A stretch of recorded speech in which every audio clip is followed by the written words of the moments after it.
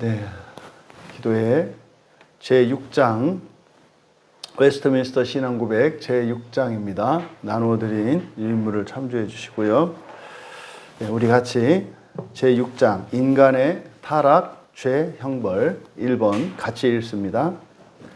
우리의 시조들은 사탄의 관계와 시험의 유혹을 받아 금지된 실과를 먹음으로 범죄하였다. 하나님께서는 그들이 범한 이 죄를 그의 지혜롭고 거룩한 계획을 따라 기쁘게 허용하셨는데 이는 그것을 명령하시어 그 자신의 영광을 드러내시기로 이미 계획하셨기 때문이다. 아멘. 이 죄에 대한 문제가 많은 그리스도인들이 대부분 평생 이해하지 못하고 사실 해결 못하는 분들이 대부분입니다. 왜냐하면 우리가 죄에 대한 그 의미와 또 하나님께서 이 죄를 허용하신 그 참뜻이 무엇인지 우리가 곡해하고 있었기 때문에 죄를 깨달을 수도 없었고 깨달아도 사실은 바르게 회개할 수 없었던 거죠. 이 얘기는 뭐냐면 우리가 예수를 믿고 살아가는데도 정말 예수를 믿는 사람에게 주신 그 구원의 능력을 실제적으로 온전히 경험하며 살 수 없었다는 거예요.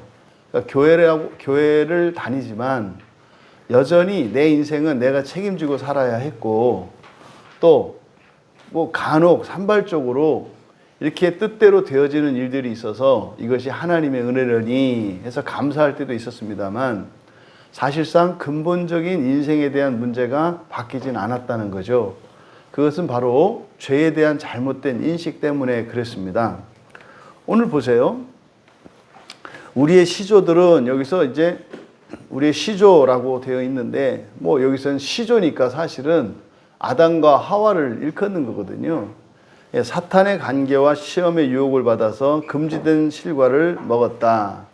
이제 창세기 3장에 있는 선악과 사건, 에덴 동산에 있었던 그 사건을 말하는 겁니다. 그런데 바로 우리들의 궁금증은 그거잖아요. 왜 거기다 두셨는가 이 말이에요. 왜? 그러니까 왜 그 금단의 나무를 그러니까 따먹지 말라고 하는 나무를 왜 두셨는가?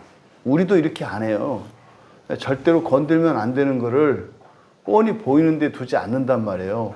그럼 하나님이 왜 거기다 그걸 두셔가지고 그랬다 보니까 이게 뭐 안 먹을 수가 없는 거잖아요.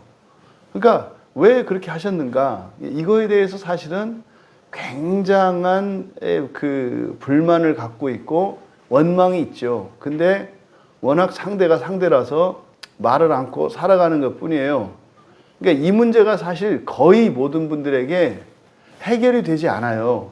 에덴 동산에 왜 따먹으면 안 되는 나무를 지정하셨는가? 왜 거기다 그걸 두셨는가?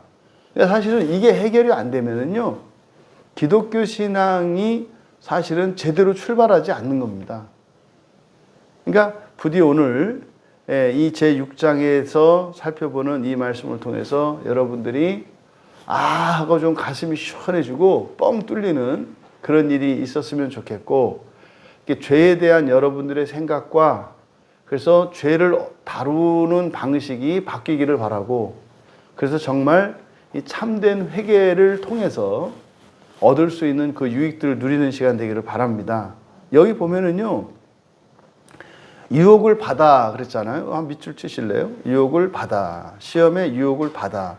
받은 거니까 이거는 수동이에요. 사탄이 와서 시험을 했잖아요. 그러니까 시험 받은 거, 시험 당한 거잖아요. 수동이에요. 그런데 먹었어요. 먹음으로. 먹은 거는 능동이죠. 그러니까 이 최초의 타락 사건에 능동적인 요소와 수동적인 요소가 다 있다는 거. 이것을 우리가 알아야 해요. 그러니까 이것이 그냥 거기다 두었기 때문에 먹은 것이 아니라 또 아담이 먹으려고 일부러 찾아 먹은 것도 아니라 수동적인 요소와 능동적인 요소가 있다. 이게 바로 창세기 2장의 그 새 창조, 아샤의 창조의 특징이라는 게, 이걸 알면 2장에서 그 아샤의 창조에 대한 의미가 이해가 되면 3장에 와서 그렇게 하는 게 별다른 게 아닌 거예요. 무슨 말이냐면 학생들이 학교에 입학을 하면 시험 보는 게 당연한 거잖아요. 원래 시험이 있는 거잖아요, 다. 그 얘기를 하는 거예요. 그러니까 먹은 거는 아담이 먹은 거지 시험이 있기 때문에 떨어진 게 아니다 이 말이에요. 시험에 합격하고 불합격하는 것은요, 개인의 능력과 노력 여하에 딸려 있어요. 그렇죠? 근데 이때는 그렇지 않아요. 이때는 사실은요, 뭐 이렇게 그걸 따먹어야 될 이유가 없다니까요. 그 이유가 없는 건 왜 그 따먹을 이유가 없는지는 아시잖아요. 그렇죠? 먹지 말라고 지정하신 그 나무와 똑같은 나무가 옆에 있다니까요. 수두룩 빽빽해요. 그러니까 그 과일을 못 먹게 한 게 아니라 그 나무에서만 따먹지 말라고 한 거라니까요. 여러분 지나가는데 포도가 막 정말 아주 그냥 탐스럽게 익었어요. 그때 주인이 그런 나를 보고 우리 과수원 들어와서 다 따서 드세요. 근데 요 나무만 건들지 마세요. 그랬어요. 그거 따먹어요, 여러분들이? 안 따먹잖아요. 그러니까 이거는 굉장히 예외적인 사건이에요. 타락한 것은. 그러니까요, 여러분, 여기서 하나님께서 선택지를 주게, 하나님이 하신 일은 사실상 선택지를 주신 거죠. 근데 시험 감독이 누구예요?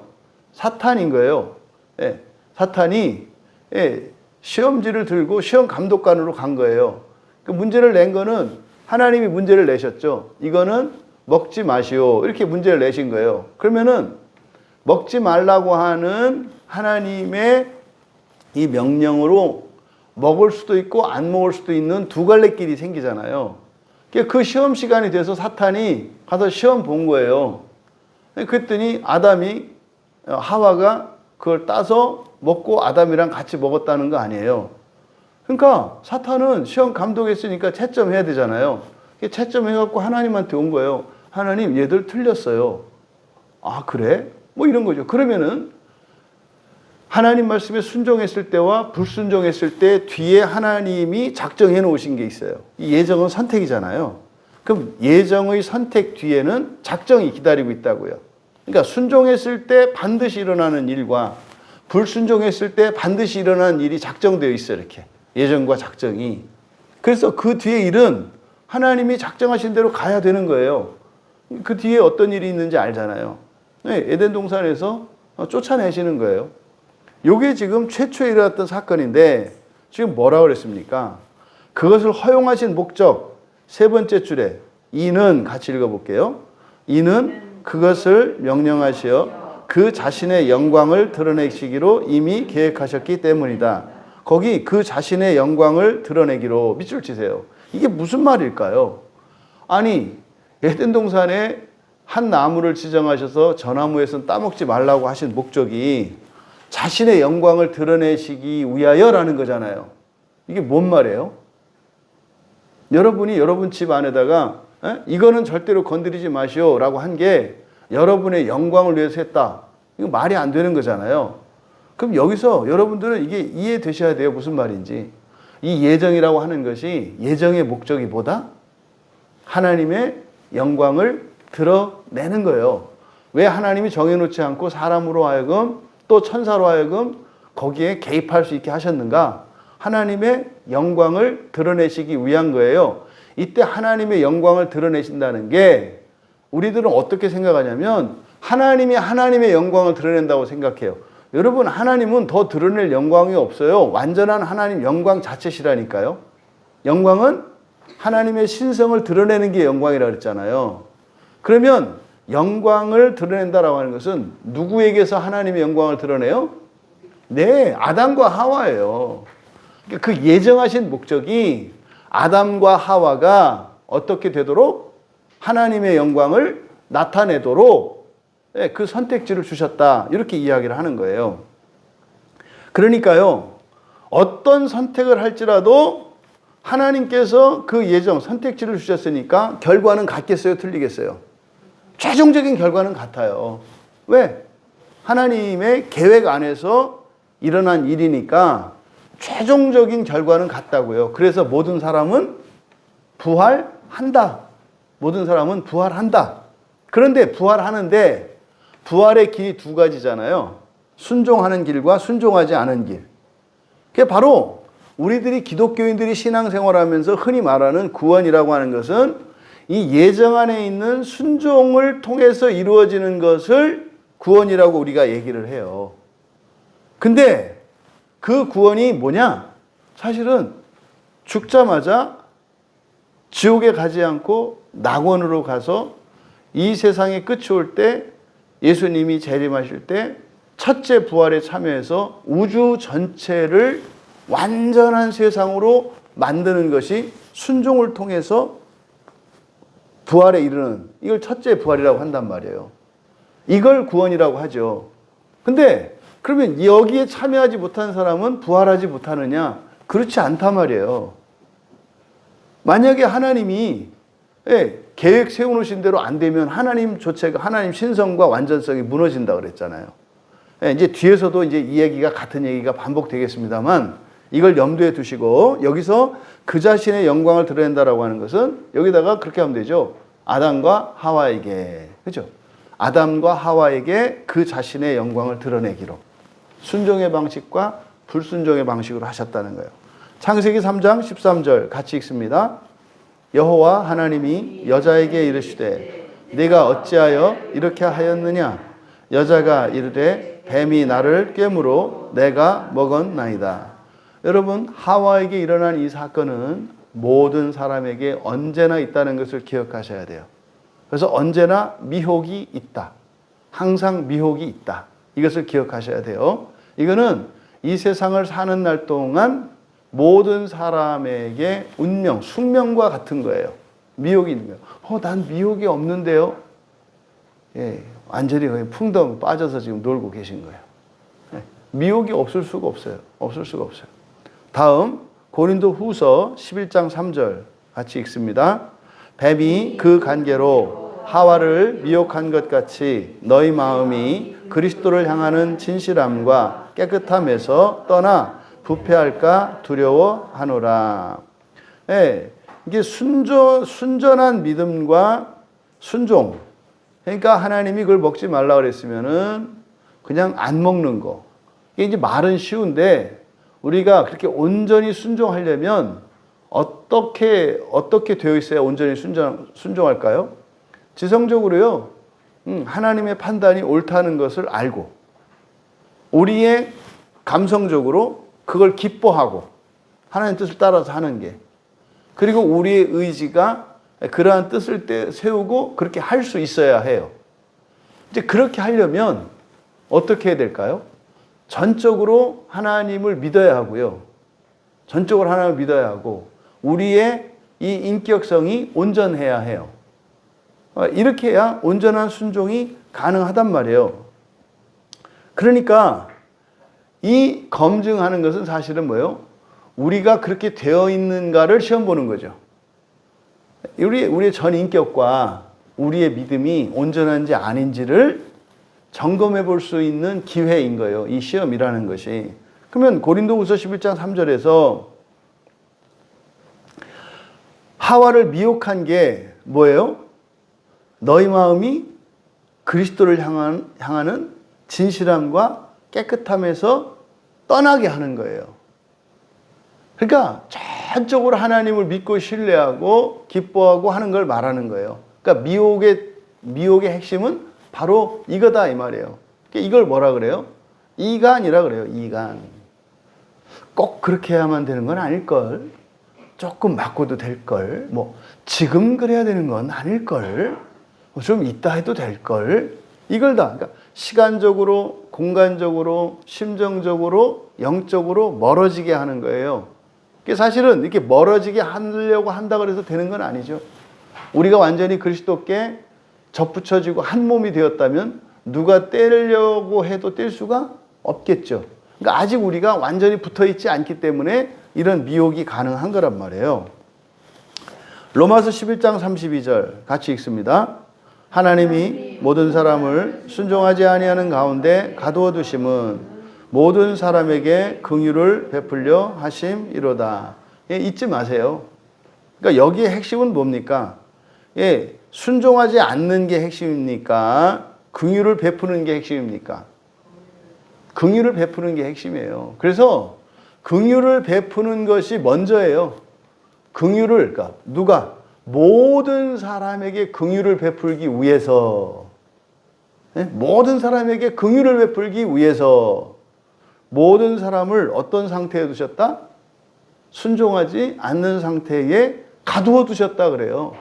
그러니까 순종하지 않을 수 없다 이 말이죠. 그래서 우리의 상태를 죄를 짓지 않을 수 없는 상태, 죄를 짓지 않을 수 없는 상태. 이게 무슨 말이에요? 뭘 하고도 만족할 수 없는 걸 말해요. 그러니까 죄를 짓지 않을 수 없다는 거는 뭐 착한 일 못하고 법을 지키고 이런 걸 못한다는 게 아니라 후회하지 않을 수 없는 상태예요. 최선을 다했고 자기가 원하는 대로 다 했는데도 돌아보면은 아쉬움이 남아. 이게 범죄하지 않을 수 없는 상태예요. 선을 추구했는데도 악의 흔적들이 자꾸 따라 나와, 묻어 나와. 이런 거죠. 여러분들이 이렇게 뭐 옛날 학창 시절에 미술 시간에 이제 뭡니까? 그림 물감 그 색칠하고 붓을 이렇게 이제 색칠한 다음에 다른 색깔 하려면 팔레트에다가 하기 전에 물로 닦아내잖아요. 이렇게 물로 이 붓을 닦아낼 때 보면은 먼저 썼던 그 물감이 계속 나와. 이렇게 보면은 이게 꾹꾹 누르면 꼭꼭 나오거든요. 그래서 막 씻고 물통에다가 붓을 막 흔들어서 물감을 닦아내고 또 이렇게 물 짜서 또 닦아내고 하는데 제가 한 번도 그 깨끗한 물이 나올 때까지 붓을 빤 적은 없는 것 같아요. 계속 헹궈졌다 해서 보긴 보는데 이게 팔레트에 눌러보면은 붓에서 꼭 그 색물이 나와요. 이제 웬만큼 하다가 처음에는 깨끗이 빨라고 하는데 나중에는 하다가 말죠. 요걸 말하는 거예요, 요거. 이 세상, 우리들의 지금 이 상태가 그런 상태라는 거. 근데 그렇게 하나님이 허용하신 목적은 뭐다? 한 사람도 빠짐없이 긍휼을 베푸시려고. 왜? 그런 일이 없으면 어떻게 될까요? 사람으로 만족해요. 사람으로 만족해요. 절대로 하나님 되는 거 생각도 안 해요. 왜요? 결핍이 없으니까. 완전한 사람이 되면요, 여러분이 절대로 하나님 되고 싶은 마음이 없다 이 말이에요. 그래서 죄 가운데 두셨다. 2번입니다. 같이 읽습니다. 이 죄로 말미암아 그들은 본래의 의를 잃게 되었고 하나님과의 교통도 끊어지게 되었다. 그래서 죄로 죽게 되었고 영과 육의 모든 기능들과 기관들이 전적으로 더럽혀지고 말았다. 네, 여기서 본래의 이 의 밑줄 치시고 여기서 잃어버린 이 본래의 의를 잃게 되었고 여기서 본래의 의라고 하는 이것은 사람의 완전성이죠. 사람의 완전성. 이게 창세기 1장 27절에서 하나님이 사람을 창조하셨잖아요.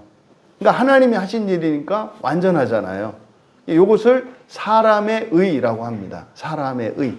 그러니까 사람이라고 하는 존재적인 의. 근데 그것을 아담과 하와가 어떻게 했다요? 그들로 인해서 어떻게 했다고요? 그조차도 잃어버렸다 이 말이에요. 그러니까 아담과 하와가 원래 사람의 완전성을 가지고 있었어요. 따먹기 전에는. 근데 그 뒤로는 잃어버렸어요. 그래서 사실은 우리가 어떤 존재인지 얼마나 영광스러운 존재인지 몰라요. 알 수가 없어요. 대략 추정할 뿐이에요. 저는 사람의 의를 뭐 그렇게 추정하는 거죠. 사람의 의를 추정할 수 있는 역사적 근거는 노아의 방주예요. 노아의 방주.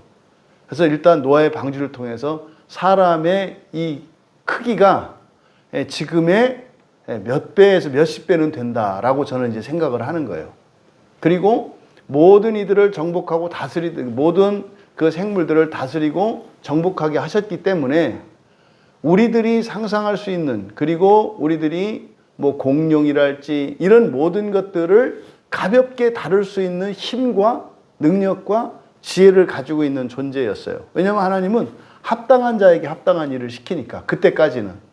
그래서요, 상상을 초월할 정도의 인간의 그 존재의 탁월성이 있어요. 분명히. 하지만 그게 그 죄로 말미암아서 잃어버리게 됐다. 그 다음에 두 번째로 하나님과의 교통이 끊어지게 됐다. 이제 뒤에 이제 성경 말씀을 읽어보겠습니다만, 예, 이렇게 하나님과의 교통이 끊어졌다. 오해하시면 안 돼요. 교통이 끊어졌다 그래서 완전히 단절됐다 이렇게 이해하면 안 돼요. 왜요? 그 뒤로도 하나님이 찾아오시니까 사자들을 보내시잖아요. 그러니까 여기서 하나님과 교통이 끊어졌다라고 하는 것은 직접적인 교통을 말해요. 그래서 이제 교통 이렇게 해놓으시고 직접적인 교통 이렇게 해놓으세요. 그러니까 에덴 동산 밖으로 쫓아내셨잖아요. 그래서 하나님을 직접 만날 수는 없어요. 이 이후로는. 그 다음부터는 어떻게 만나야 돼요? 중간자를 거쳐서 만나야 돼요. 사자들을 통해서. 천사들을 통해서 중개자, 이게 중보자잖아요.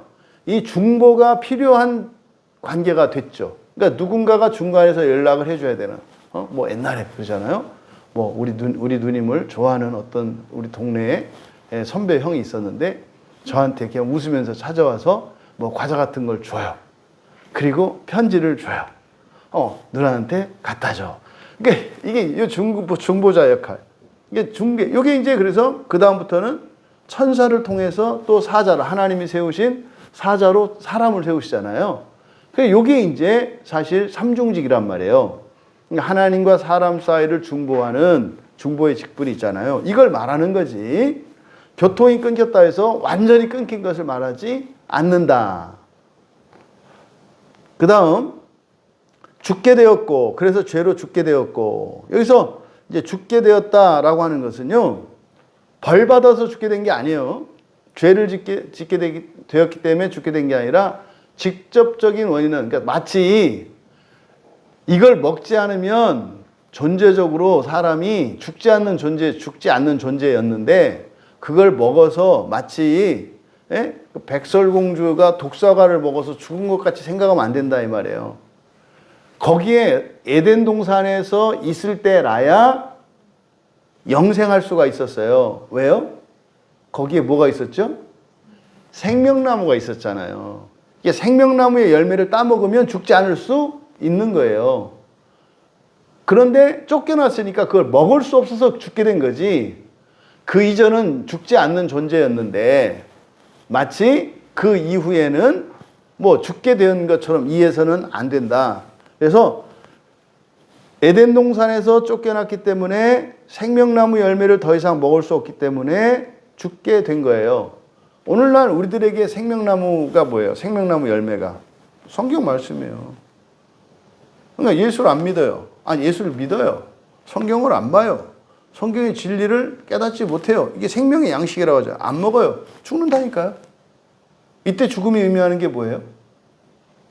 지옥이에요. 이걸 둘째 사망이라고 하잖아요.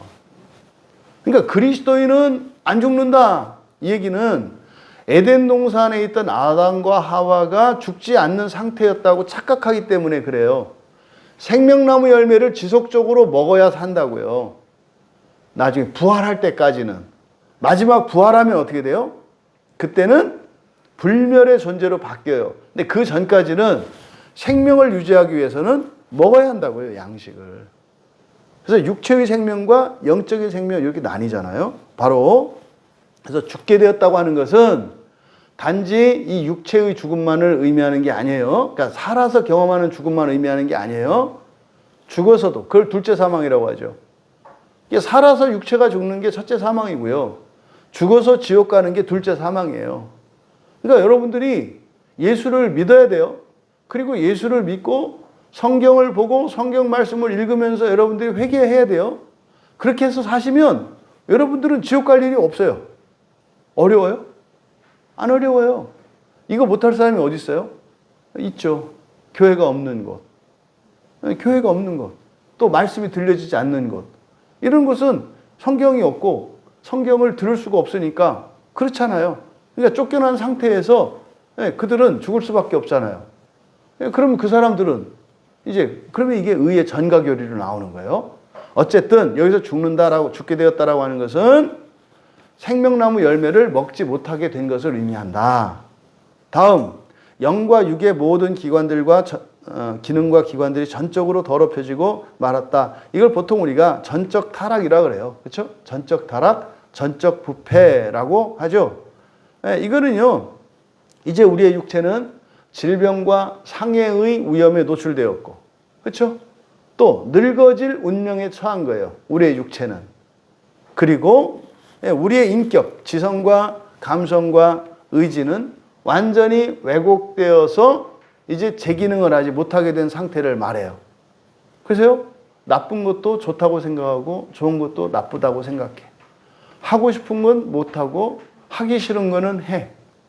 이런 말도 안 되는. 그리고요, 느끼고 싶은 대로 느끼는 게 아니라 지 마음대로 느껴. 그래서 사실대로 느끼지도 않고 가짜로 느껴. 이게 우리 상태예요. 근데요, 내 생각, 내 판단을 절대적으로 신뢰하고 따라간다는 게 얼마나 용감한 거예요. 그렇잖아요. 왼쪽도 오른쪽이라고 생각할 수 있고요. 오른쪽도 왼쪽이라고 생각할 수 있다니까요. 그 정도는 아닌 것 같죠? 근데 그래요. 표시 안 나게 그러니까 여러분들이 모르는 것 뿐이에요. 이게 전적 타락과 전적 부패예요. 밑에 이제 말씀들을 살펴볼게요. 뭐 창세기 3장 6절에서 8절은 이제 쫓겨나게 된, 그러니까 그때 이제 따먹고 난 뒤에 금단의 나무의 열매를 따먹고 난 뒤에 일어난 일인데, 이건 뭐 읽지는 않겠습니다. 여기서 두 번째 줄 끝에 가면 눈이 밝아져 이렇게 돼 있잖아요. 눈이 밝아져, 이게 의미하는 바는 뭘까요? 판단의 기준이 생긴 것을 말해요. 눈이 밝아져. 그러니까 알게 됐다는 거죠. 그러니까 판단의 기준이 생겼다는 거예요. 판단의 기준이. 저건 밝다, 어둡다. 노랗다, 빨갛다. 판단의 기준이 생긴 것을 말해요. 눈이 밝아진 거. 그거 가지고 한 일이 뭐예요? 아무것도 안 입었네? 벌거벗은 거를 맨 처음에 안 거예요. 그러니까 벌거벗지 않은 것과 벌거벗은 것 차이가 없었단 말이에요. 그 이전까지는. 근데 눈이 밝아져서 기준이 생기니까 벌거벗었네. 요걸 깨달은 거예요. 그러니까 여기서 이 벌거벗음, 이걸 또 이들의 행동을 보면 악하다고 판단한 거죠. 왜냐하면 선하다고 판단했다면 와 하고 뛰어다녔을 거 아니에요. 근데 이것을 보고 어떻게 해요? 부끄러워했고 나뭇잎으로 가리거든요. 그러니까 이걸 악하다고 판단한 거죠. 지성에 오류가 작동하기 시작한 거죠. 그럼 그 이전도 벗고 있었거든요. 하나님이 이렇게 하신 거거든요. 그럼 선한 거예요. 근데 자기 판단 기준이 생겨서 자기 기준으로 보니까 이게 악한 거예요. 그래서요, 여기서 이제 수치심이라고 하는 거짓 감정이 생긴 거잖아요. 그래서 옷을 지어 입게 되는 거예요. 또 하나님을 직접 만나는 것도 사실은 이걸 이제 지금 이 상태에서는 하나님을 만나면 안 된다는 판단을 내리게 된 거죠. 왜요? 그전까지는 생각도 할 수 없었던 이상한 감정이 생긴 거예요. 두려움이죠. 하라는 대로 안 했다고 뭔 일이 생길 것 같아. 사실 뭔 일이라는 건 지금까지 있지도 않았던 일이에요. 한 번도. 무슨 말이냐면 한 번도 화내는 것을 본 적이 없어요. 어떤 아이가. 얘가 화를 낼까요? 안 낼까요? 안 내요. 못 내요. 화내는 게 뭔지 모르겠어요. 그렇게 교육되기 때문에. 그러니까요, 화나는 상황에서도 웃으면서 웃는 부모님을 봤어. 그럼 얘도 화나는 상황에 어떻게 해요? 그때는 웃는 건 줄 알아요. 사실은 그게 화나는 거잖아요. 화내는 방식이 다르잖아요. 그러니까 한 번도 일어나지 않았던 일을 지금 경험하고 있는 거예요. 에덴 동산에서. 그래서 하나님이 하나님 오시면 막 달려나왔거든요. 근데요, 숨는 일이 일어나요. 왜요? 두려워서. 그러니까 이 두려움이라고 하는, 수치심이라고 하는 거짓 감정들이 잘못된 판단으로 인해서 막 생겨나잖아요. 그러다가 급기야 어떻게 해요? 나무 사이에 숨었다는 것은 숲속에 숨었다는 거잖아요. 숲속으로 깊이 들어갔다는 거예요. 멀어졌다는 거잖아요. 그러니까요, 멀어졌어요. 그러니까 이때 하나님과 처음 느끼는 거예요. 하나님과 거리감을. 하나님이 안 계실 때도 하나님과 거리감이 없었어요. 왜? 언제든지 오면 달려나갈 거니까. 근데 여호와 하나님이 오셨는데 이들이 어떻게 하고 있어요? 멀어지고 있어요. 이것도 처음 느낀 거예요. 이게 외로움이죠. 여기서 외로움이 생기는 거예요. 이 거짓 감정이. 그러니까 이렇게 전적인 타락이라고 하는 것이 우리 지성의 잘못된 작용으로 인해서 거짓 감정들이 생겨나고 그것 때문에 잘못된 뜻을 세우는 의지의 훼손들이 일어난다고요.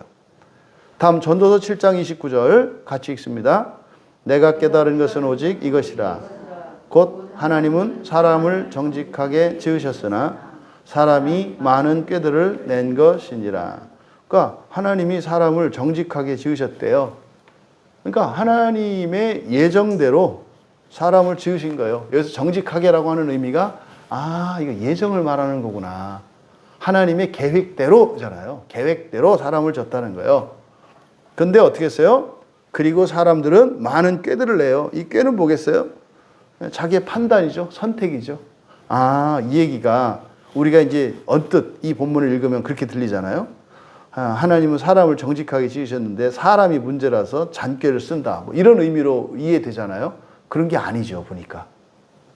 하나님은 사람을 지으실 때 어떻게 해요? 정하신 대로 지으셨다. 이때 정하셨다는 게 작정과 예정인데 사람은 예정 안에, 그렇죠? 그런데 그 안에 예정 안에 뭐가 있어요? 사람의 선택권이 있다니까요.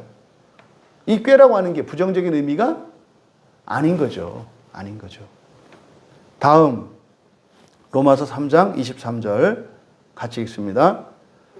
모든 사람이 죄를 범하였음에 하나님의 영광에 이르지 못하였더니, 이 앞에는 사실은 왜냐하면이 빠져 있어요. 그러니까 이 말씀은요, 그러니까 이유를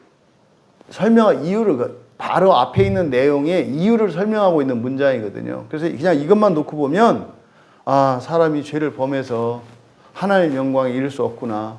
오호 사망의 몸이로다. 이렇게 된 그게 아니고요. 바로 앞에 있는 문장이 어떤 내용이냐면요. 22절에 하나님의 의가 차별이 없다 그래요. 모든 믿는 자에게는 하나님의 의가 차별이 없다. 그러니까 차별이 없다. 그러니까요. 못 받을 사람이 없다. 차별이 없다. 모든 사람에게 차별이 없다. 거기에 단 하나 주어진 게 뭐예요? 믿는 자에게는. 그래서 예수 그리스도를 말미암아 완성되거든요. 그러니까 바로 이 내용이 바로 앞에 있고, 왜냐하면 이렇게 돼 있는 거예요. 그러니까 이거죠. 왜 작정의 보편 구원론이냐면, 아니지. 왜 예정 속에서 이런 선택지가 있느냐면, 어떤 사람은 순종하고 어떤 사람은 불순종하잖아요. 그러니까 불순종하는 사람이 없을 수 없다 이 말이에요. 이렇게 된 이유는 뭐다? 사실은 모든 사람이 부활하기 위해서 예정이 있다. 이렇게 이야기를 하는 거예요. 그러니까 모든 사람이 이제 이거 역설이죠. 어떻게 보면. 우리는 그렇게 생각하잖아요. 사람들이 순종을 해야 구원받는다. 예수를 믿어야 구원받고 순종해야 구원받는다. 이런 생각을 갖고 있잖아요. 그런데 우리의 삶 속에 보면 그런 사람이 있고 안 그런 사람이 있잖아요. 그러니까 이걸 가지고 우리가 판단을 하잖아요. 그러니까 어떻게 생각하냐면 23절에 모든 사람이 이렇게 영광에 이르게 되어 있지 못한데 그 중에 예수 믿는 사람들만 구원받는다. 이런 생각을 갖고 있다 이 말이에요. 그런 사람들만, 순종하는 사람들만 구원받을 수 있다. 이런 생각을 갖고 있다 이 말이에요. 이게 인과관계가 바뀐 거예요. 성경은 그게 아니라 모든 사람이 부활할 수 없기 때문에, 그러니까 하나님의 의에 이른다는 것은 부활을 말해요.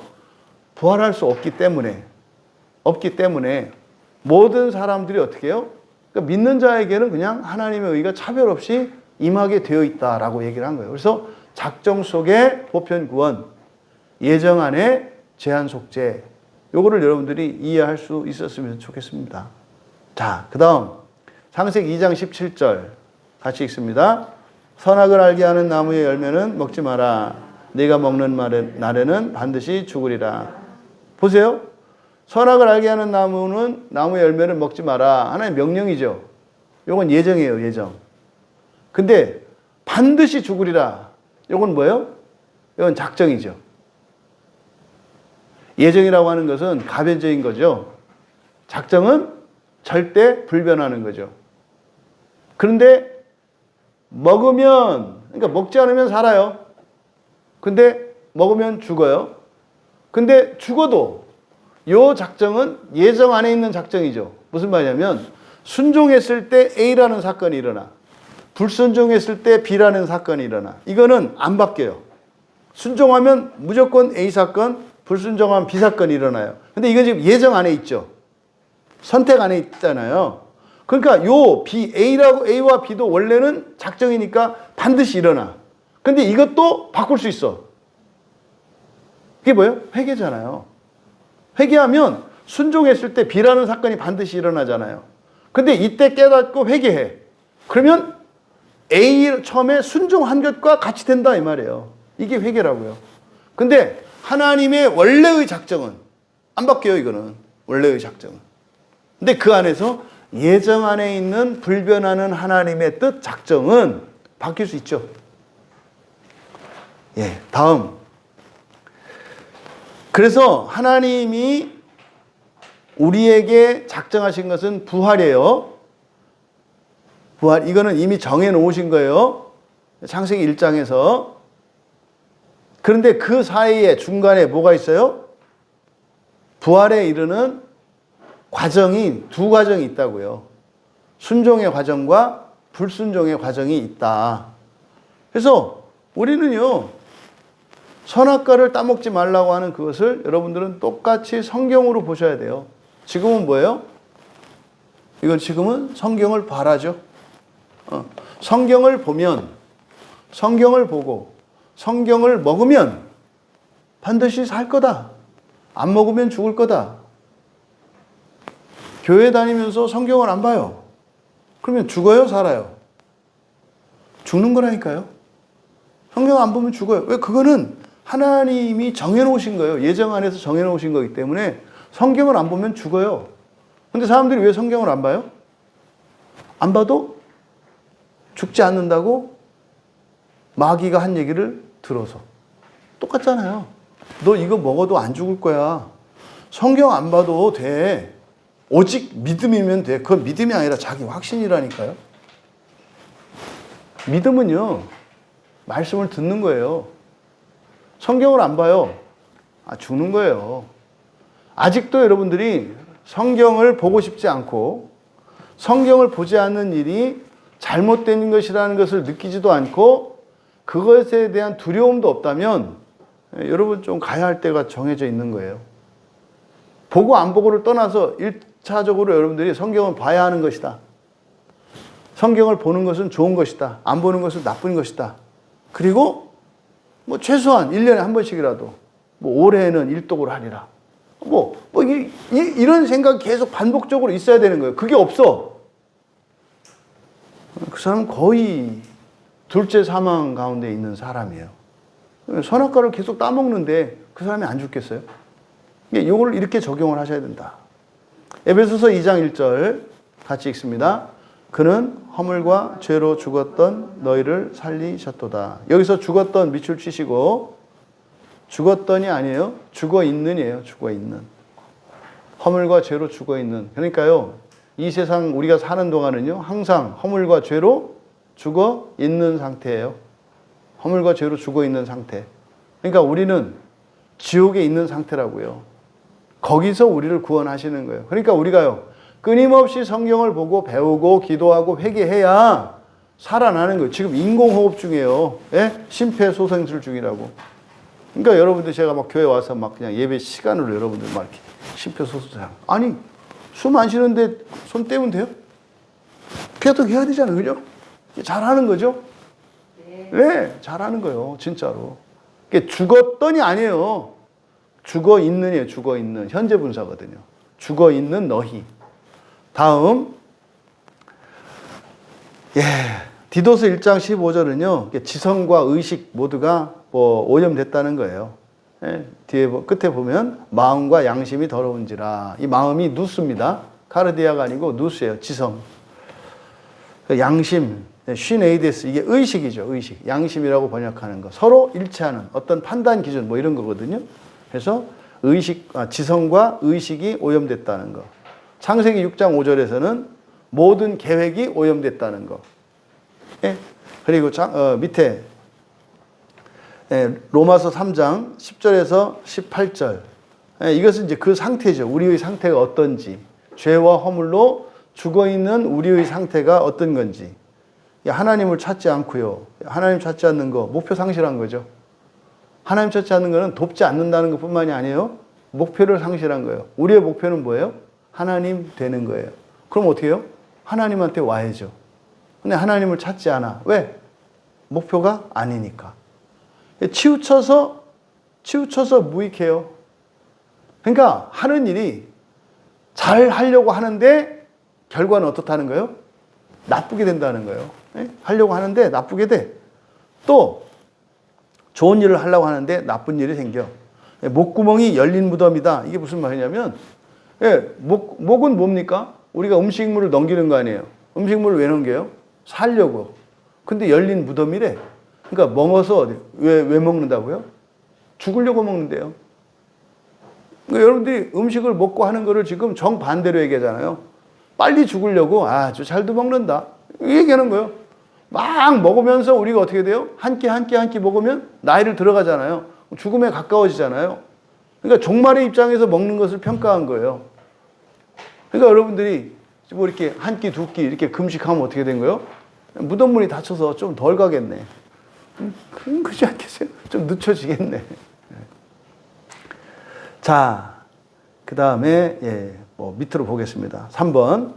그들이 같이 읽습니다. 그들이 온 인류의 시조이기 때문에 그들이 범한 이 같은 죄의 죄책은 모든 후손들에게 전가되었고 그로 인하여 바로 사망과 부패한 성품이 통상적인 출생법에 의하여 그 시조들에게서부터 후손들에게 유전되었다. 여기서 이제 시조, 그들, 아담과 하와를 말하는 겁니다. 지금 여기가 뭐에 대해서 얘기하시는지 아시겠죠? 전가교리죠.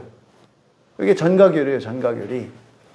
그러니까 이 전가교리, 아담과 하와로부터 죄책이 전가되고 사망과 부패성이 후손에게 유전되었다는 얘기거든요.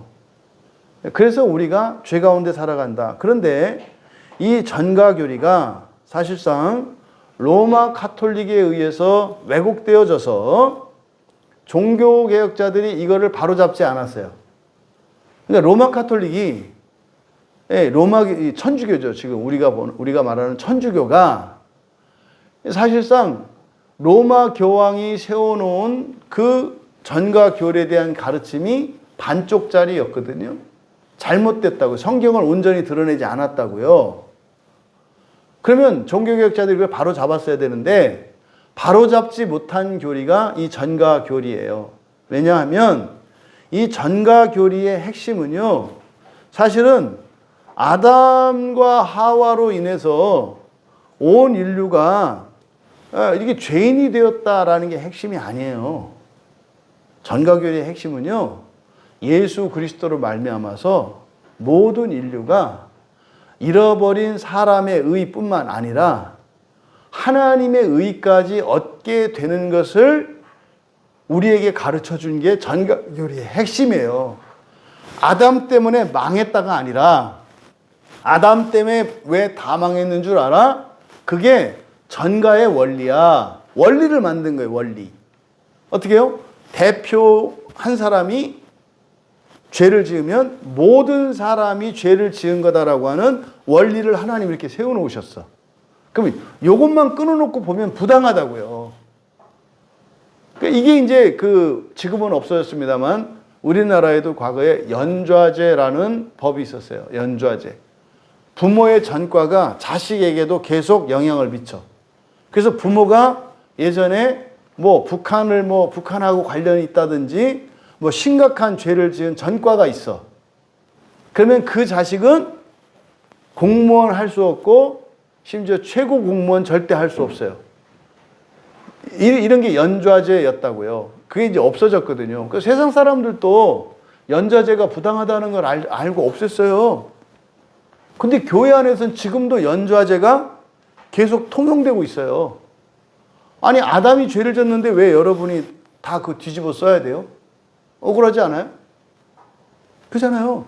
근데 이것만 놓고 보면 너무나 억울한 거고 사람들이 다 이렇게 생각한단 말이에요. 근데 이걸 정한 이유는 뭐다? 사실은 둘째 아담인 예수.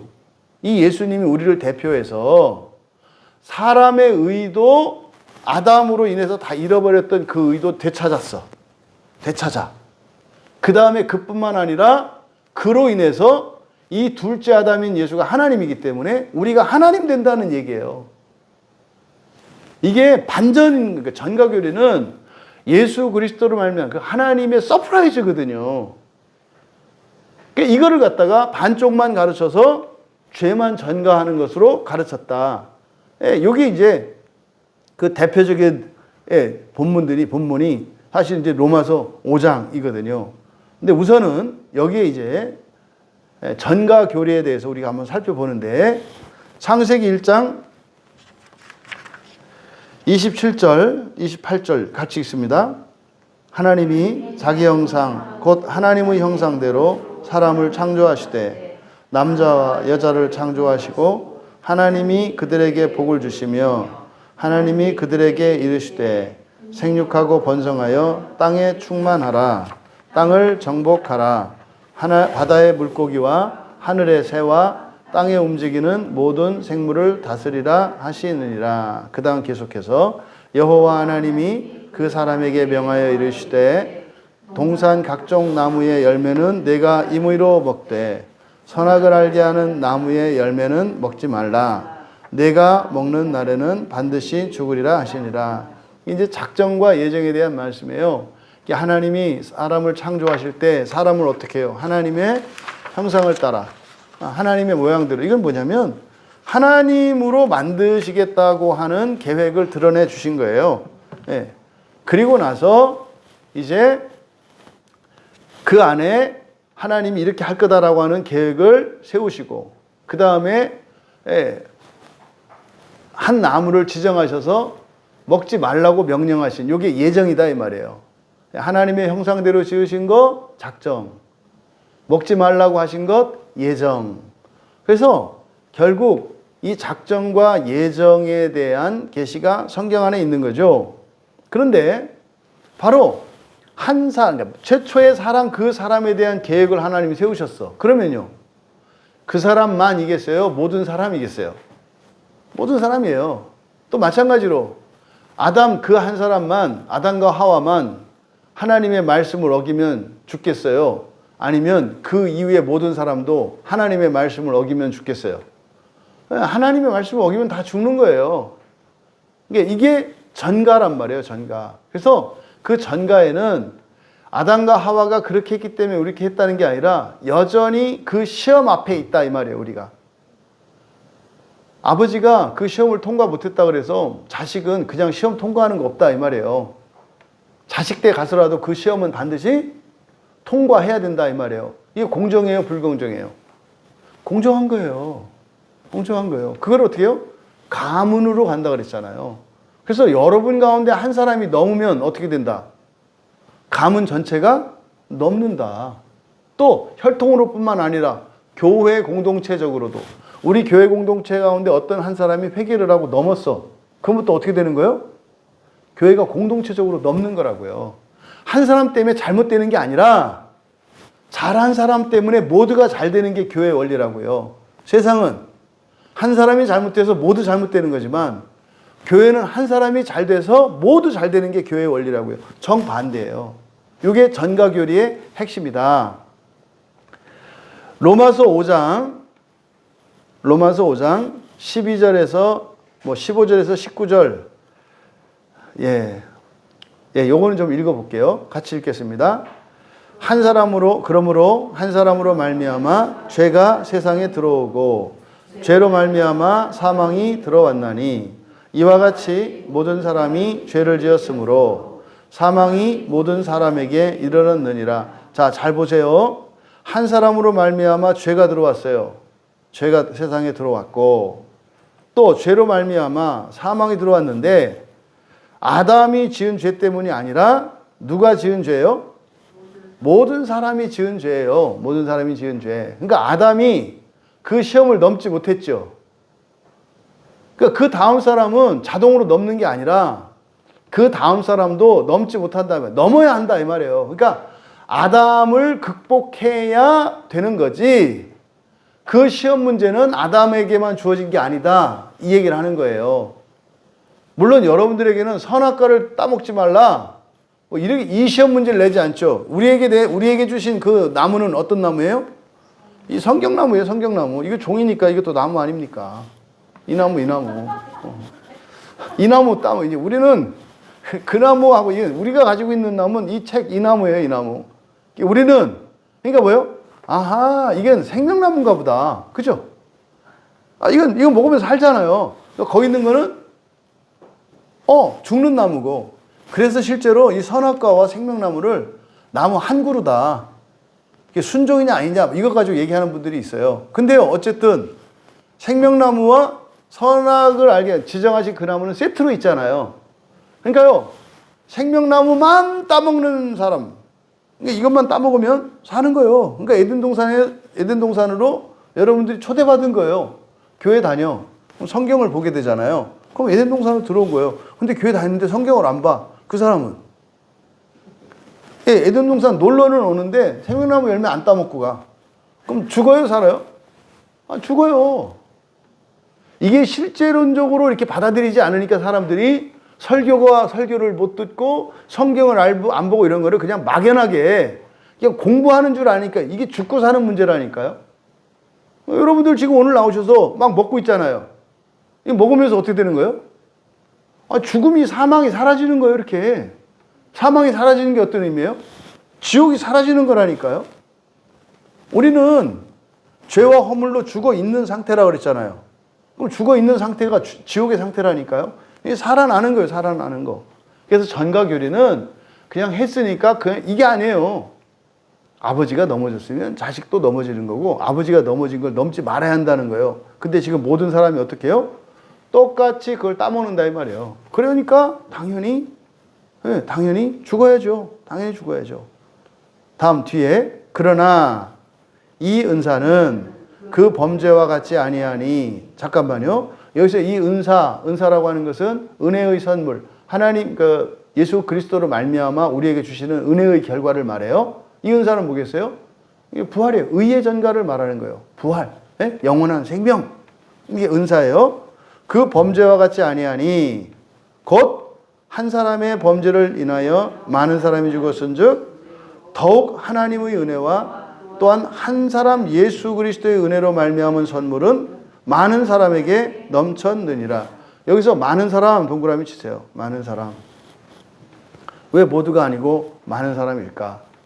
그러니까요, 한 번에 모두가 다 그렇게 되는 것은 아니에요. 한 번에 모두 부활에 임하는 것은 아니다 이 말이에요. 또 더욱 큰 은혜잖아요.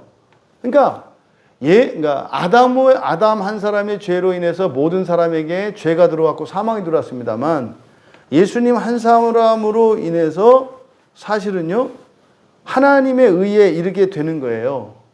그럼 뒤에 또 같이 읽습니다. 또 이 선물은 범죄한 한 사람으로 말미암은 것 같지 아니하니 심판은 한 사람으로 말미암아 정죄에 이르렀으나 은사는 많은 범죄로 말미암아 의롭다 하심의 이름이니라.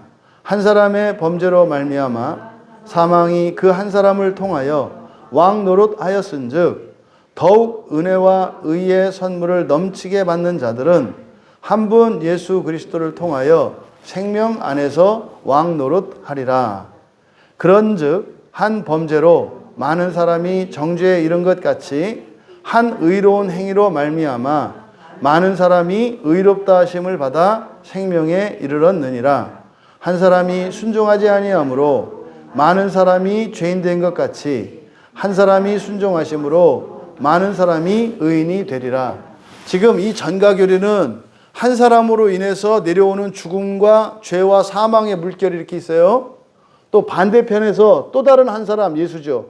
또 다른 한 사람 예수를 통해서 다시 흐르고 올라가는 생명과 의의 물결이 있어요. 어느 게 이긴다? 의의 물결이 이긴다고 얘기를 하는 거예요. 그럼 보세요.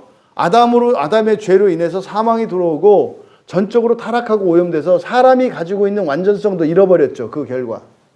근데 예수님으로 말미암아서 의가 전가되어질 때 사람으로서의 존재가 회복될 뿐만 아니라 더 나아가서 어떻게 해요?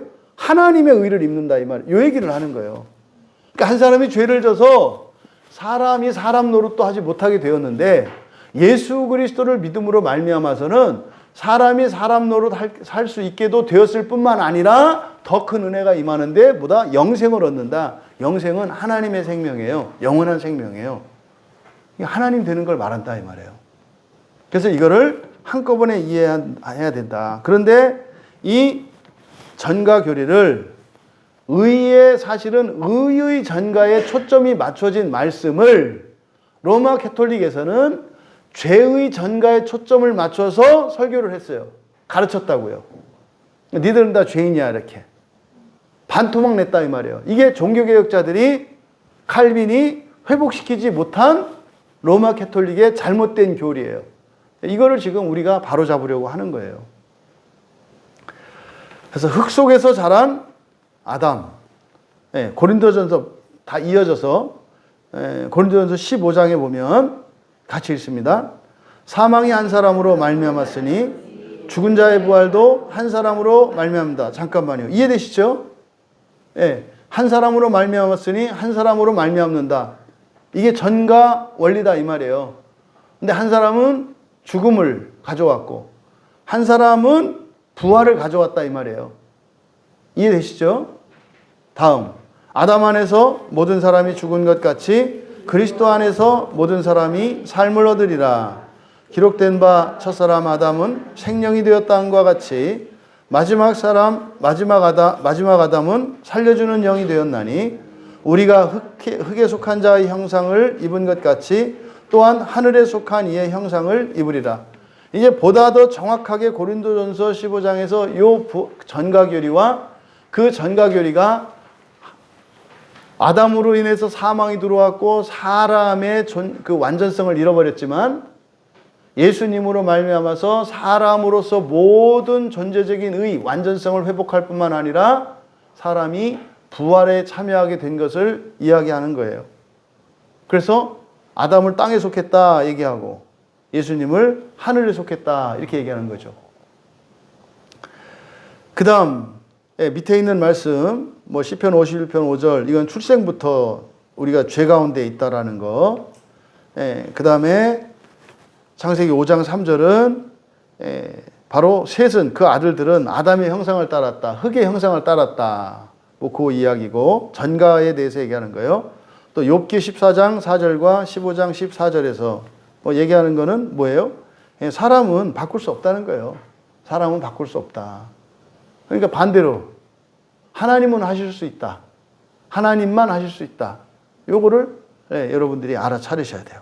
4번.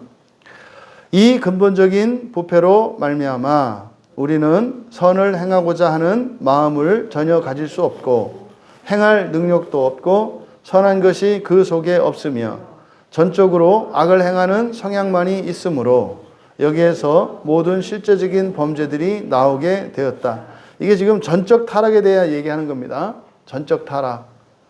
전적 타락은요, 여러분 부정적으로 생각하시면 안 돼요. 전적으로 타락했기 때문에 전적으로 새로워질 수 있는 거죠. 집을 그 안에 인테리어만 이렇게 집 안에 이렇게 문제 있으면 안에만 수리하면 되잖아요. 근데 집이 무너졌어. 그럼 어떻게 돼요? 부수고 다시 져야 되잖아요. 전적 타락의 대칭점 저 끝에는 뭐가 있어요? 전적인 부활이 있는 거예요. 전적 타락 저 끝에 전적 부활이 있다 이 말이에요. 이게 아담과 예수님의 양극단을 놓고 지금 설명하는 성경의 가르침이에요. 아담 한 사람으로 인해서 불순종의 길을 택해서 전적으로 타락했어. 전적으로 부패했어. 그러면 저 끝에 반대편에 있는 예수로 말미암아서 어떻게 해요? 전적으로 회복되고 전적으로 새롭게 돼. 어느 정도까지? 사람을 초월해요. 하나님에 이르기까지. 좋아요? 나빠요? 좋은 거예요. 좋은 거예요. 한 번 실패를 해서 그 실패를 통해서 나의 실패의 원인을 분석하게 되잖아요. 그래서 다음번에 더 큰 성공으로 나갈 수 있게 되죠. 이걸 말하는 거예요, 이거를. 로마서 5장 6절은 우리가 아직 연약할 때 기약대로 그리스도께서 경건하지 않은 자를 위하여 죽으셨도다. 그러니까 이거는요, 연약할 때에 기약대로 그리스도께서 경건하지 않은 자를, 여기서 경건하지 않은 자를 위하여, 밑줄 쳐보세요. 경건하지 않은 자를 위하여. 그러면 예수님은 경건하지 않은 자들만 위해서 죽으시나요? 그럼 여기서 말하는 거는 경건한 사람들을 위해서는 죽지 않았다. 경건하지 않은 사람들만을 위해서 죽었다. 뭐 이렇게 얘기하면 교회 열심히 다니는 사람들은 예수님 도움을 못 받고요. 오히려 교회 다니도 이 날라리처럼 하는 사람들만 도움을 받겠네요. 그러니까 그런 의미가 아니잖아요. 그렇죠? 그러니까 여기서 말하는 건 뭐예요? 모든 사람이 다 어떻다? 경건하지 않다. 그럼 볼게요. 제가 여기 이게 좀 감정이 쌓여 있나 봐. 광야 교회를 다니는 사람은 경건하지 않고 다른 교회 다니면 경건해. 또 반대로 광야 교회를 다니는 사람은 경건하고 이 교회를 안 다니면 경건하지 않아. 가 아니라 어떻다는 거예요? 모두 경건하지 않다는 거예요. 우리에게 구원받을 만한 다른 이름을 주신 적이 없다고 다 얘기를 해요. 그런데 이렇게 믿어야 되고 저렇게 믿어야 되고 왜 이렇게 얘기를 해요? 말이 안 되잖아요. 그러니까 이런 성경에 대한 잘못된 오해 때문에 그래요. 모두가 경건하지 않아요. 그렇다고 그래서요? 사람은 똑같다 이렇게 하면 안 된다 이 말이에요. 그래서 모든 사람이 경건하지 않았기 때문에 예수님이 죽으신 거예요. 그러니까 예수를 믿는 사람들은 아담으로부터 내려오는 죄와 사망의 전가가 아니라 예수를 믿음으로 말미암는 사람의 의와 하나님의 의의 전가를 받게 된다라는 거예요. 이 또한 선택이에요. 사는 동안요, 예수를 믿는 사람도 여전히 아담의 죄의 전가를 따라갈 건지 예수 그리스도의 의의 전가를 따라, 이것도 선택이에요. 그러면은 이걸 안 믿으면 나중에 부활 못 하나요? 부활해요. 어떻게 부활한다? 지옥을 거쳐서 부활한다.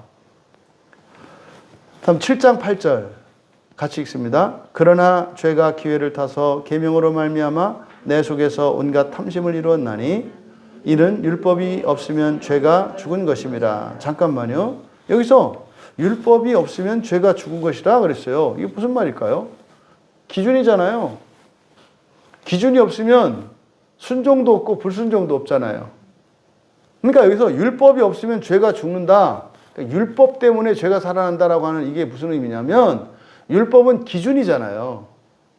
기준이 있기 때문에 거기에 순종도 있고 불순종이 있다 이 말이에요. 그러니까 율법이 없으면 사람이 불순종이라는 게 없어진다 이 얘기를 하는 거지 율법이 죄고 이런 얘기가 아닌 거예요.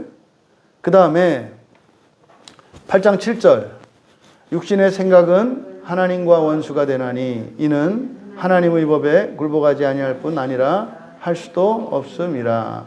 여기서 육신은 사람이에요. 사람. 육신의 생각할 때 육신은 사람이에요. 사람의 생각은 하나님의 생각과 반대가 돼요. 이게 선악과를 따먹음으로써 일어난 선과 악의 기준의 변화라고 그랬죠. 사람 눈에 좋아 보이는 게 하나님에게는 해로운 거예요.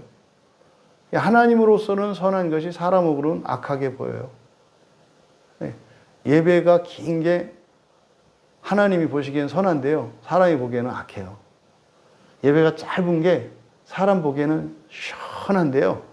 하나님 보기에는 악해요. 이걸 잊으시면 안 돼요.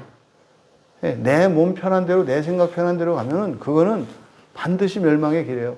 정말로 여러분들이 본성이 변화돼서 그럼 하나님의 뜻에 따른 건지 하나님의 생각인지 나의 생각인지 어떻게 알아요? 성경이에요. 성경을 가지고 얘기하는 거예요. 성경을 가지고.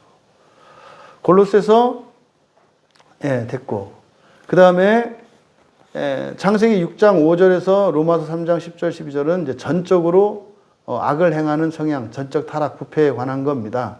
그래서 사람은 악을 행할 수밖에 없다. 이때 조심하셔야 돼요. 항상 선악을 이야기할 때 이걸 도덕적인 선악으로 생각하시면 안 된다 그랬어요. 선은 좋은 거, 악은 나쁜 거. 아셨죠? 그러니까 이거는 여러분들이 돈을 많이 벌어서 부자가 됐어요. 그건 선할 수도 있고 악할 수도 있는 거예요. 부자이거나 건강하거나 아름답거나 이게 선한 거 악한 거 아니에요. 사람에 따라서 경우에 따라서 다를 수 있는 거예요. 이걸 아셔야 돼요. 그래서 결국 이 세상 사람들은 어떻다? 하나님 뜻을 따르지 않고 자기 생각이 옳은 대로 가면 다 악한 길로 간다는 거예요. 전부 다. 그래서 어떻게 해요? 우리가 하나님 생각으로 바뀌어야 되고 하나님의 감정으로 바뀌어야 되고 하나님을 닮아가야 돼요. 그러세요?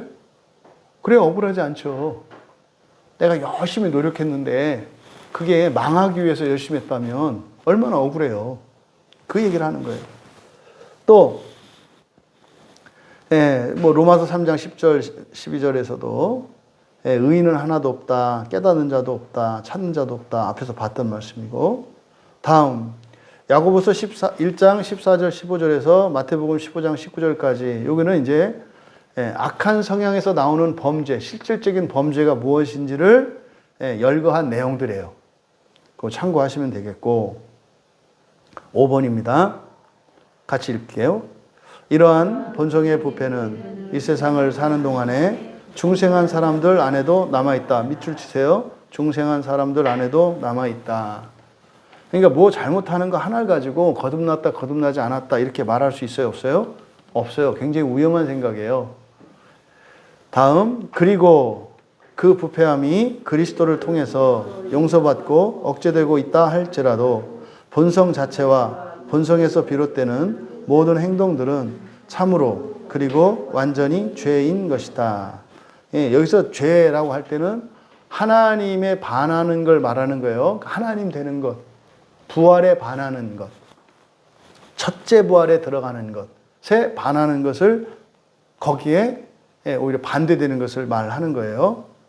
그러면 먼저 중생자에게도 남아있는 부패성에 대해서 이제 성경 구절들을 쭉 요한 1서에서부터 전도서 7장 20절까지 인용을 하고 있는데 요한 1서 8장 10절 같이 읽을게요. 만일 우리가 죄가 없다고 말하면 스스로 속이고 또 우리가 진리가 우리 속에 있지 아니할 것이요 만일 우리가 범죄하지 아니하였다 하면 거짓말을 하나님을 거짓말하는 이로 만드는 것이니 또한 그의 말씀이 우리 속에 있지 아니하니라. 무슨 말이냐면 사는 동안은요 확실하다, 완전하다 이렇게 말할 수 없다 이 말이에요. 그러니까요. 나를 따르라. 이게 진리다. 이게 정통이다. 이런 말을 할 수 있다 없다? 없다니까요. 그렇게 하면 거짓말이라니까요. 그러니까 지금 한국 교회 안에서 지금 심각하게 문제를 이끌고 있는 게 뭐냐면 한국 교회에 지금 최고 많은 교회가 장로교회거든요. 이게 장로교가 이제 한국에서만 이게 이상한 현상이에요. 장로교단이 절대적으로 옳다 이렇게 얘기하면 안 된다 이 말이에요. 장로교도 옳고 감리교도 옳고 성결교도 옳고 침례교도 옳고 다 옳아. 반대로 장로교 안에도 틀린 게 있고 감리교 안에도 틀린 게 있고 이렇게 가야 된다 이 말이에요. 근데요 옳다. 우리가 죄가 없다. 이게 무슨 말이에요? 우리는 확실하다. 우리가 확실하다. 우리는 잘못하지 않는다. 이게 대표적인 이런 소리 많이 하는 사람들이 누구예요? 이단이라고 하는 사람들이에요. 이게 다 배운 거예요, 교회 안에서. 왜 우리나라 교단 중에 장로교단 출신 그 사이비들이 많은 줄 아세요? 장로교단에서 그런 얘기를 하기 때문에 그래요. 우리만 옳다. 이 얘기를 교회에서 들어서 배워가지고 근데 옳다고 하는데 가만히 들어보니까 틀린 게 있거든요. 그러니까 이 사람들이 옳은 편에 있긴 있는데 온전한 게 아니네. 그래서 틀린 거 몇 가지 흠 잡아가지고 그걸 고쳐서 얘기를 해요. 거기만 옳다고 생각을 했었는데 거기도 틀린 게 몇 개 있더라. 그러니까 요걸 고친 우리가 옳다. 맞죠? 이 사람들이 지네가 종교 개혁이니 이런 얘기를 하는 게 나름대로는 설득력이 있어요. 말도 안 되는 것 같고 얘기도 하지만 기성교회에서 대답 못하는 거를 대답을 해주니까. 하지만 그나 이나 우리가 옳다, 우리가 절대적으로 옳다라고 하는 것은 하나님을 거짓말하는 거라고 하잖아요. 그러니까 이게 지금 한국 교회 안에 굉장히 팽배해 있어요. 매우 잘못되고 위험한 생각이죠. 또 밑에 로마서 7장 14절, 17절, 18절, 23절 여기는 이제 신자의 이중성에 대해서 얘기를 하는 거예요. 신자라 예수님을 믿는 사람이라 하더라도 첫째 줄 끝에부터 읽을게요. 이제는 그것을 행하는 자가 내가 아니요 내 속에 거하는 죄니라. 이게 뭔 말이에요? 행해요, 안 행해요? 그러니까 죄를 짓잖아요. 죄를 져요, 안 져요? 죄를 짓잖아요. 근데 자기가 죄를 졌잖아요. 행하잖아요. 근데요, 내가 아니요, 내 속에 거하는 죄니라. 이게 잘못 왜곡되면은요, 죄를 짓고서는요, 아, 여보, 내가 한 게 아니라 내 죄가 한 거야. 죄를 분리시키라고 그랬잖아.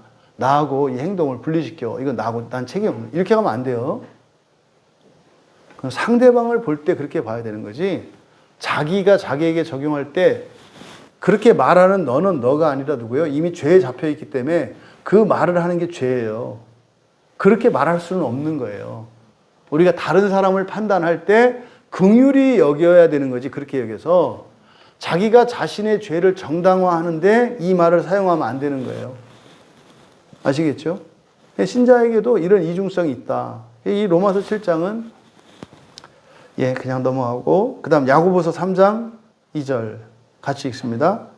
우리가 다 실수가 많으니 만일 말에 실수가 없는 자라면 곧 온전한 사람이라 능히 온몸도 굴레 씌우리라. 굉장한 거예요. 온전함의 기준을 말로 얘기하고 있어요. 우리가 야고보서를 이제 살펴보다 잠깐 중간에 했는데 이게 하나님에 대한 얘기란 말이에요. 그래서 뭐가 바뀌어야 돼요? 말이 바뀌어야 돼요. 말이. 사람의 말이 아니라 하나님의 말을 해야 된다고. 사람의 말을 하면 막 죽여, 파괴. 근데 하나님의 말을 하면 어떻게 돼요? 막 살리고 살아나고 막 그래. 그러니까 여러분들에게 이 지구에 전망이 달려 있어요. 네? 지구가 망할 거냐? 네. 조금 있다가 질문을 좀 있다가 이거 좀 있다가 그 다음에 잠언 20장 9절 같이 읽습니다. 내가 내 마음을 정하게 하였다. 내 죄를 깨끗하게 하였다. 할 자가 누구냐? 그럴 수 없다 이 말이에요.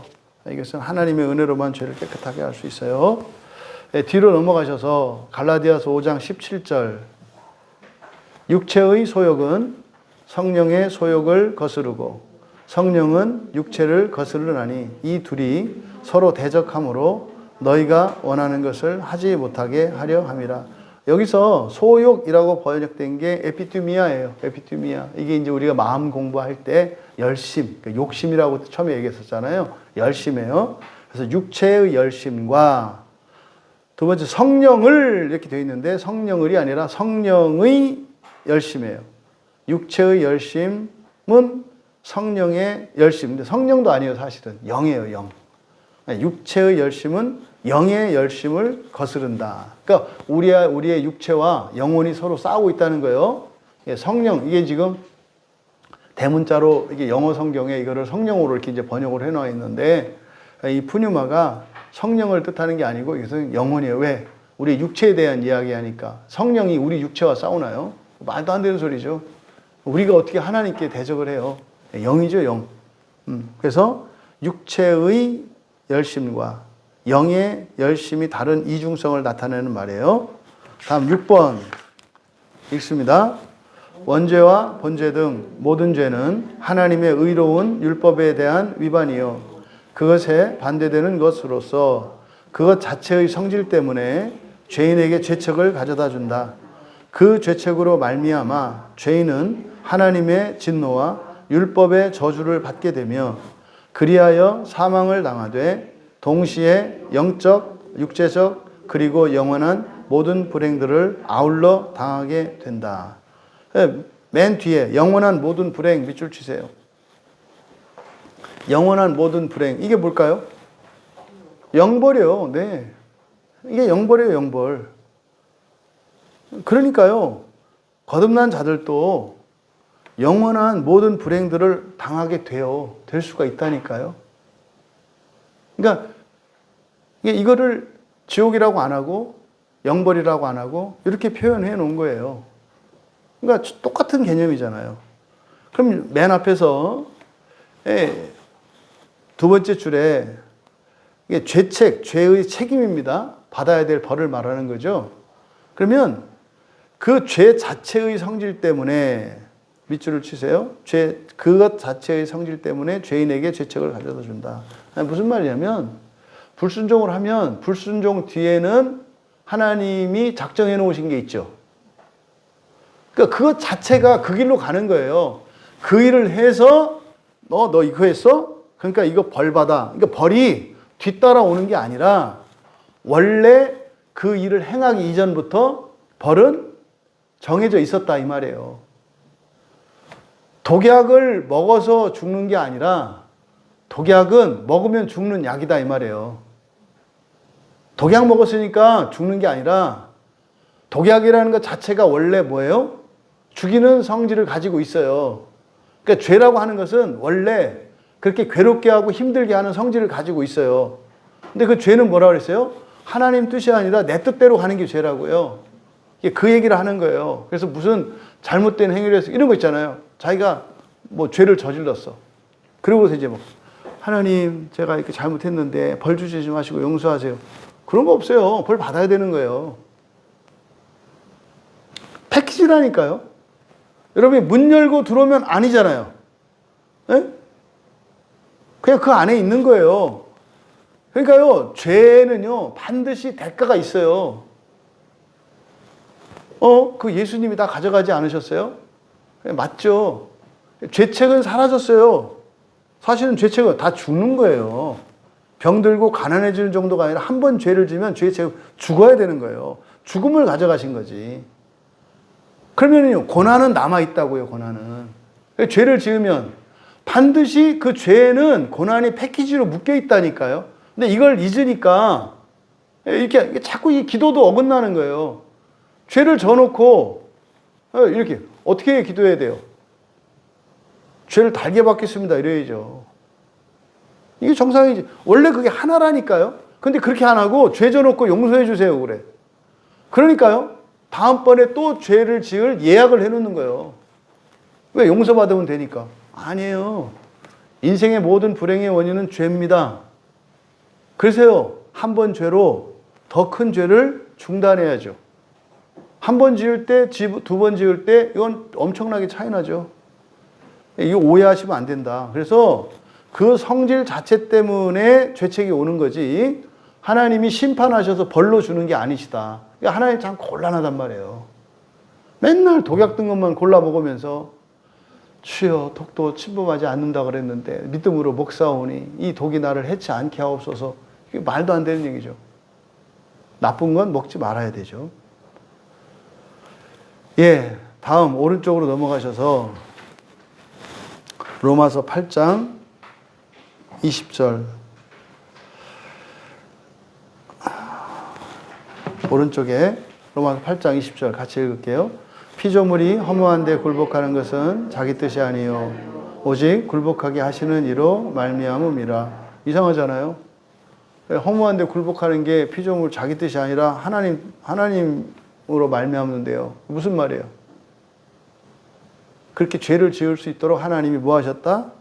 허용하셨다는 거예요. 허용하셨다는 거. 근데 그거는 하나님이 어떻게?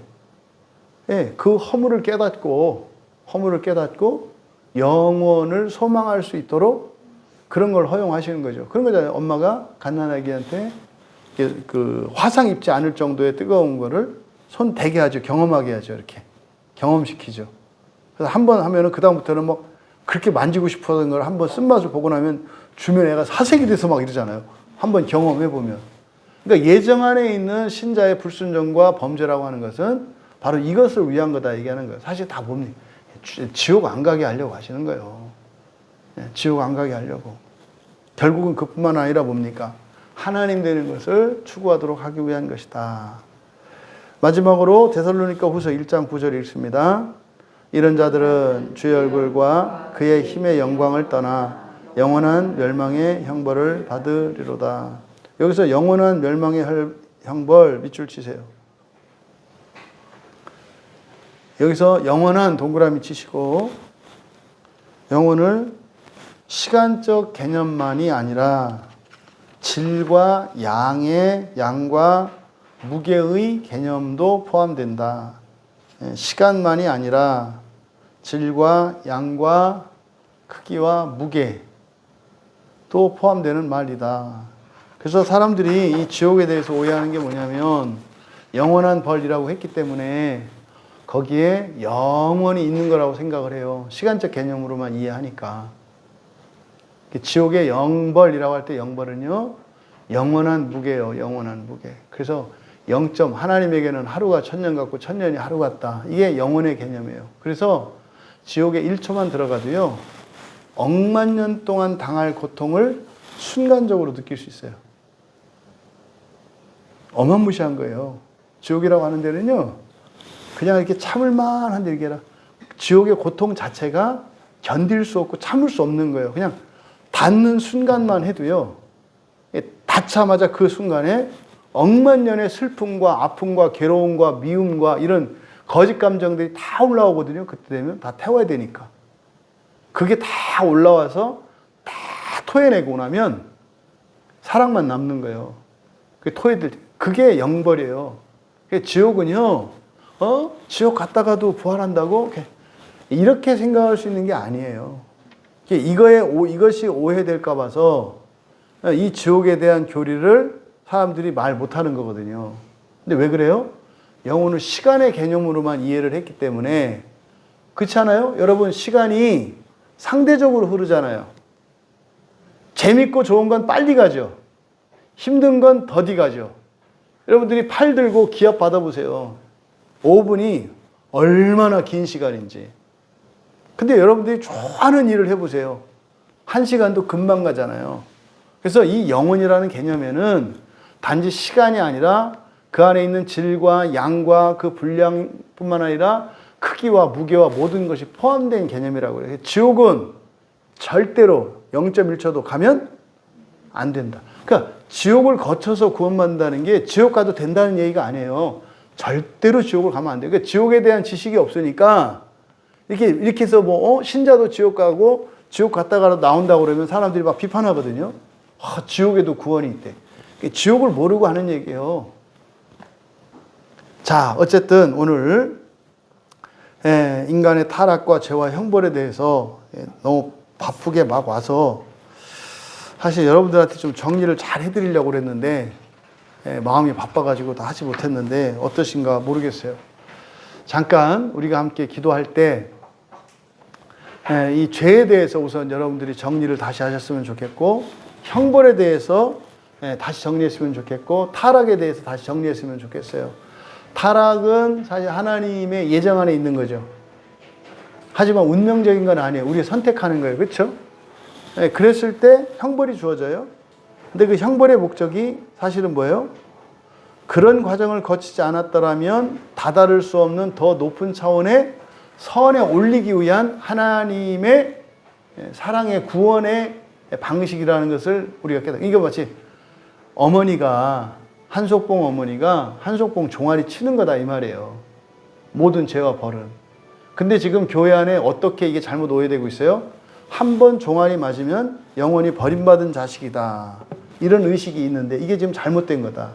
이게 로마 캐톨릭의 잘못된 가르침이 아직까지 계속되고 있는 거다.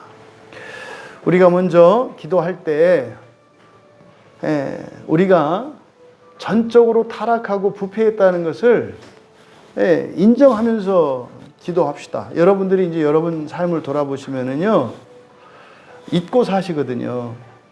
내가 전적으로 타락하고 전적으로 부패했다는 거 여러분들이 살아온 생활들을 한번 되돌아보세요. 그 생각 안 하거든요. 그게 뭐냐면 하나님 뜻을 물어보지 않고 그냥 다 결정한다고요. 왜요? 전적으로 타락한 것은 아니라고 믿기 때문에 그렇다 이 말이에요. 이 시간 우리 함께 기도할 때 하나님, 내가 전적으로 타락하고 전적으로 부패한 것임을 잊지 않게 해주십시오. 여러분, 하나님께 다시 한번 묻는 게 의지가 박약한 게 아니에요. 그 행위는 굉장히 중요한 거예요. 여러분의 부활과 관계되어 있어요. 어떤 일을 할 때 하나님 뜻에 이게 합한지 합하지 않는지, 기뻐하신 뜻인지 아닌지 구하는 거 너무나 중요한 거예요. 그리고 이건 누구나 할 수 있는 거고요. 하나님, 내가 전적으로 타락하고 부패했다는 것을 잊지 않게 해주시고, 일상생활 속에서 크고 작은 일을 할 때 늘 주님의 기뻐하시는 뜻을 생각하면서 함께 살게 하옵소서.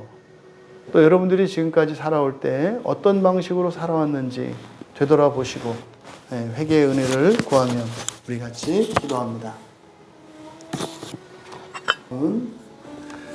이 죄와 타락과 형벌에 대해서 공동체적으로 기도합니다. 하나님, 우리 한국교회가 죄에 대한 그리고 범죄와 타락에 대한 그리고 죄책에 대한 바른 가르침을 선포하게 하여 주시옵소서. 한 번의 죄, 또 이런 부패, 우리 안에 있는 부패성, 이거는 해결되는 게 아닙니다. 우리가 사람으로서는 온전할 수 없다는 것을 깨닫게 하시기 위한 방편이고, 우리가 근본적으로 바라보아야 할 구원은 하나님 되는 것이라는 것을 알게 하시기 위한 하나님의 은혜의 방편이에요. 죄를 극복해야 합니다. 회개해야 합니다. 하지만 죄를 두신, 죄를 허용하신 그 하나님의 뜻은 사람으로서는 결코 만족할 수 없는 거란다. 하나님 되어야 한다라고 하는 것을 가르쳐 주는 게 핵심이에요. 그런데 한국교회 안에 사람이 하나님 되는 이 구원에 대한 하나님의 말씀이 가르쳐지지 않고 있고 오해되고 있어요. 하나님, 한국교회가 구원에 대한 참된 성경의 가르침을 믿고 죄와 타락과 죄책에 대한 오해를 벗을 수 있도록 은혜를 내려주시옵소서. 두 번째로, 어느 누구도 의롭지 않다는 것. 어느 누구도 의롭지 않다는 것. 그리고 이 세상은 우리가 의롭게 되기 위해서 살아가는 거지 의롭게 되는 것은 아니에요, 이 세상에서. 그래서 하나님, 정말 우리 한국교회 가운데 어느 누구도 나는 의롭다 이렇게 무모할 정도의 나는 의롭다, 나는 틀린 거 하나 없다 라고 하는 이런 선언이 중단되게 해주시옵소서. 오히려 부족함을, 죄됨을 인정하고 늘 다른 이들의 가르침에 귀 기울이고 배우려고 하는 태도를 가지게 하옵소서. 세 번째로, 교회의 다툼과 분열이 종식되게 하여 주시옵소서. 한국교회가 너무나 이 교인들이 힘든 것은 교단 간에, 교회 간에, 목사 간에 이런 분열과 다툼입니다. 목사들이 서로 싸우는데, 교단 간에 분열되어 있는데 교인들이 오죽하겠어요. 그러니까 점점점 교인들이 거칠어지고 사나워지고 폐쇄적이고 독단적이고 이기적인 사람들로 변해가는 거예요. 그래서 이 한국교회가 이렇게 분열이 종식되고 다툼이 끝내려면 답은 하나입니다. 성경으로 가야 합니다.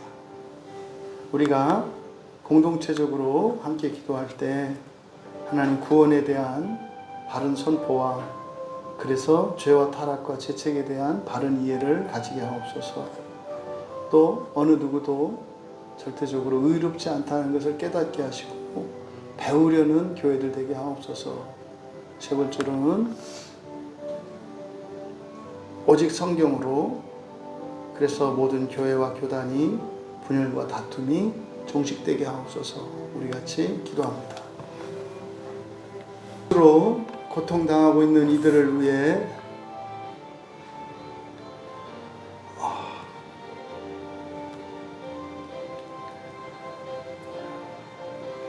거짓으로 고통당하고 있는 이들을 위해 기도합니다.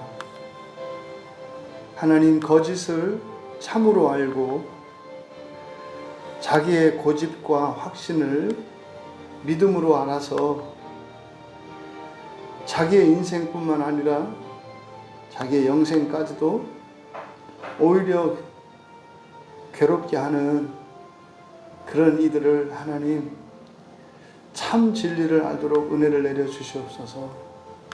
성경을 읽고 설교를 들을 때 참 진리를 알게 하여 주시옵소서. 기도해 주시고, 두 번째로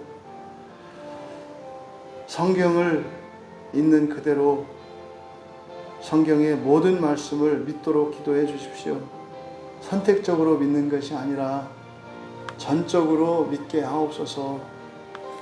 이해할 수 있는 것만 믿는 게 아니라 이해할 수 없는 것도 믿게 해 주십시오.